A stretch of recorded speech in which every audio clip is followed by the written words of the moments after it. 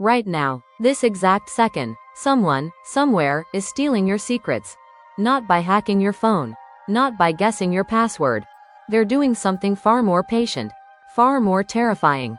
They're collecting every encrypted message you've ever sent. Every bank transaction. Every password. Every private photo. Every government file. Every medical record. And they're storing it, waiting, because they know something you don't.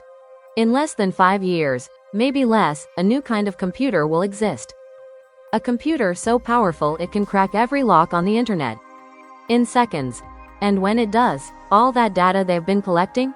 Readable, sellable, weaponizable. This is called harvest now, decrypt later.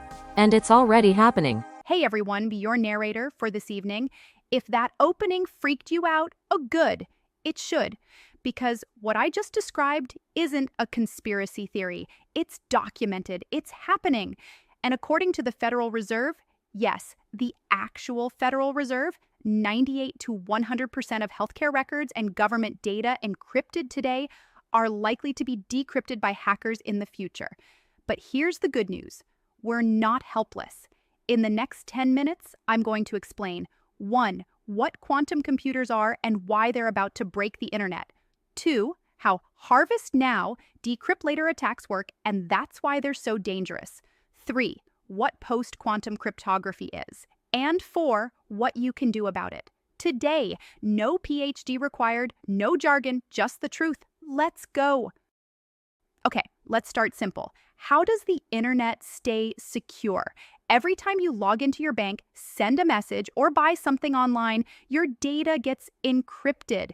Think of encryption like a lock, a really, really complicated lock. Today's encryption, things like RSA, which you've never heard of but use every single day, works because of math. Really hard math. Imagine I give you two massive numbers, like hundreds of digits long, and I ask you to multiply them. Easy, right? Your phone could do it in milliseconds. Now I give you the answer, the product of those two numbers, and I ask you to figure out which two numbers I multiplied. Suddenly, impossible. Even the world's fastest supercomputer would take thousands of years to solve it. That difficulty, that's what keeps your bank account safe. Your private messages are safe. State secrets safe. But then quantum computers arrived. A quantum computer doesn't think like your laptop. It doesn't solve problems step by step. It explores every possible solution at the same time. Remember that impossible math problem? The one that would take a normal computer 1,000 years? A quantum computer? Hours, maybe minutes. In 1994, a mathematician named Peter Shor proved this with an algorithm. It's called Shor's algorithm. And it doesn't just crack RSA, it cracks everything we use to secure the internet today. Now here's the terrifying part. These quantum computers, they're not science fiction. IBM has one, Google has one, China has one, startups are building them, universities are testing them. Right now, they're not powerful enough to break encryption. But experts estimate that by 2030, give or take a few years, they will be. And when that day comes, cryptographers call it Q-Day. Every lock breaks instantly. So if quantum computers don't exist yet, why should you care today? Because hackers, and worse, nation states, are already playing the long game. They're collecting encrypted data right now. This second, they're harvesting everything, every email your government sends, every hospital record, every private message on WhatsApp, every encrypted file sent over the internet. They can't read it yet, but they don't need to. They just need to store it. And then in 2030 or 2028 or 2032, when quantum computers are ready, they decrypt everything all at once. This is called Harvest Now, Decrypt Later, HNDL for short. And it's not a theory. Intelligence agencies, the NSA, CISA, and European cybersecurity centers have confirmed it's happening. They've issued warnings. Think about what you sent encrypted in the last year. Bank details, medical records, private conversations, maybe things you wouldn't want anyone to see. Now imagine all of that sitting in a server somewhere, waiting for the quantum computer that will crack it open like a piñata. Let me make this real for you. Let's say you're a journalist. You encrypted a conversation with a whistleblower in 2024. Safe, right? But that conversation was intercepted, stored, and in 2030, decrypted. Now, a government knows your source. They're arrested or worse. Or maybe you're just a regular person, but you sent medical records through email. Encrypted, sure, but harvested. And in 2030, a hacker sells your entire health history to insurance companies, your premiums skyrocket, or you're denied coverage entirely. This isn't hypothetical. The Federal Reserve, in a study published in 2025, said that 98 to 100% of healthcare and government data encrypted today is at risk. While hackers have been preparing for Q-Day, so have the good guys. In 2016, NIST, the U.S. National Institute of Standards and Technology, launched a global competition. They invited the world's best cryptographers to design new encryption that even a quantum computer can't break. Thousands of researchers submitted algorithms. For 8 years, these algorithms were tested, attacked, and analyzed.